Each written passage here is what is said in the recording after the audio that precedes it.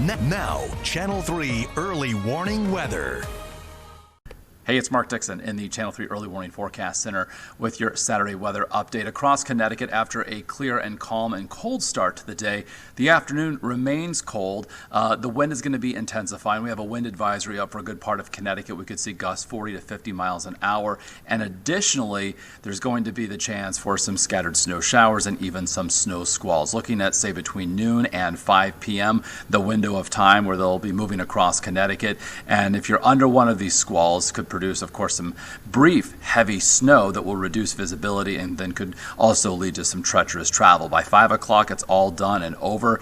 So sunset in the 5 o'clock hour, we'll certainly be able to see. So with regard to snowfall accumulations, not much. According to a half-inch inland in the hill towns of northwest and northeast Connecticut, we could see some 1-inch totals.